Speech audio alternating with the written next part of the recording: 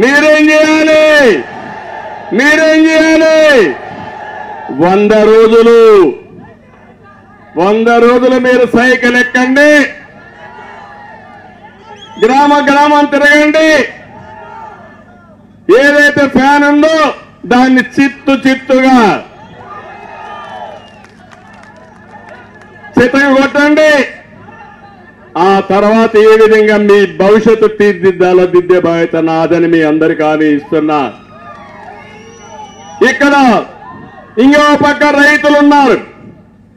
ఈ మండలంలో ఎక్కువ వాణిజ్య పంటలు వేస్తాం, అందుకే హామీ ఇస్తున్నాం. వచ్చిన వెంటనే హంద్రి నీవా నీళ్లు తీసుకొచ్చే బాధ్యత నాది. ప్రతి ఒక్క చెరువుకు నీళ్లు ఇస్తాం.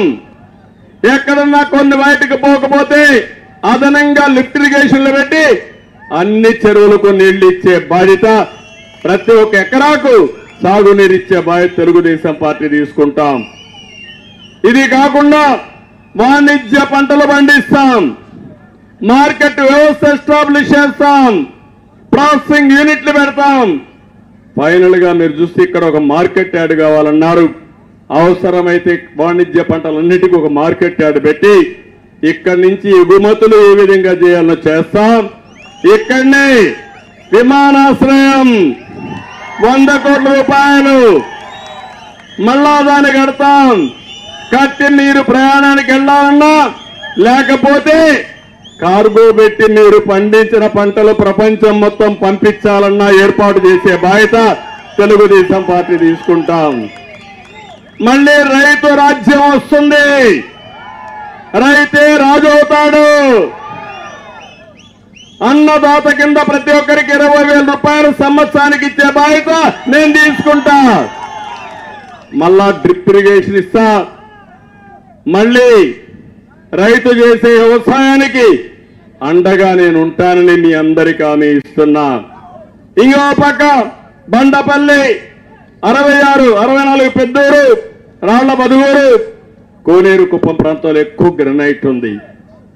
నిన్న మొన్న అడుగుతున్నారు, ఒక ఆయన ఒక సజెషన్ ఇచ్చాడు. ఏదైనా కానీ ఈ గ్రనైట్ అంతా హిస్టారికల్ గా మాన్యుమెంట్స్ అన్ని మంచి ఆర్కిటెక్చర్లు తయారు చేసి కళలుండే వ్యక్తులు మన కుప్పంలో ఉన్నారని, దీనికి గాని మంచి సైట్ ఇస్తే అక్కడనే తయారు చేసి మార్కెట్ చేసుకుంటారని ఇప్పుడు అన్నారు. నేను ఒకటే చెప్తున్నా, దొంగలిచ్చిన దొంగల యొక్క లెక్కలు కక్కిస్తా, వీళ్ళు ఏం చేయాలో మళ్ళా రికవర్ చేపిస్తా. ఆ మంత్రిని కూడా హెచ్చరిస్తున్నా, నీ ఇష్ట ప్రకారం చేయడం కాదు, ఈ రోజు నీది, రేపు ప్రజలది. ఆ ప్రజా ప్రభుత్వంలో నిన్ను శిక్షించే బాధ్యత తెలుగుదేశం పార్టీ తీసుకుంటామని కూడా చెప్తున్నా. ఇక్కడ ఇది మళ్ళీ గ్రనైట్ కు పూర్వ వైభవం తీసుకొస్తాం. స్థానికంగా ఉండే వాళ్లే పనులు చేసుకుంటూ చేస్తాను. ఇక్కడ ఈ రోజు నేను ఒక స్టేట్మెంట్ చూశాను. జనార్దన్ నాయుడుని ఒక ఆయన పక్క ఉండి ఇక్కడ కూడా ఒక షాప్ ఉంది, ఆయనకు ఒక గ్రనైట్ ఇది ఉంది.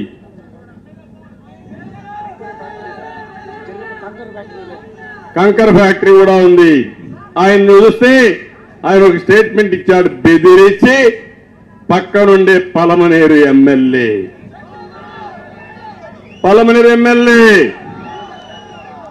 లాగేసుకున్నాడా లేదా? లాగేసుకుని ఇక్కడే ఉన్నాడు. ఈయనే నాకు వద్దుగా, ఆయన చూడండి మీరు. ఆయన బాధ నేను చెప్పుకుంటే పేపర్లో చూశా నేను. ఏం తమ్ముడు, ఆయన ఆస్తి కొట్టేయడం తప్ప రైటా? ఒప్పుకుంటారా మీరు? రేపు మీ ఆస్తి కూడా మరి కొట్టేసి ఏమవుతారు మీరు? కడాన కొట్టేసి వాళ్లే చేసుకుని కరెంటు బిల్లుని పంపించారు. గొప్పవాళ్ళే కదా తమ్ముడు. అంటే నేను అడుగుతున్నా ముఖ్యమంత్రిని, నువ్వు పెద్ద గొప్పలు చెప్తున్నావు కదా, నీ పక్క ఎమ్మెల్యే ఇక్కడే ఉన్నాడు, నేను సాక్ష్యం చెప్పా, టికెట్ ఇవ్వకుండా మాని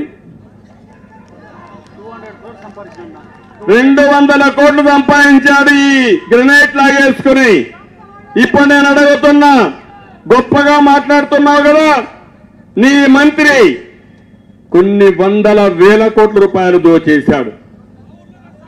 ఏ పెద్దలో ఏ రేటో తెలియదు. ఇన్ని వందల వేల కోట్లతో చేశాడు.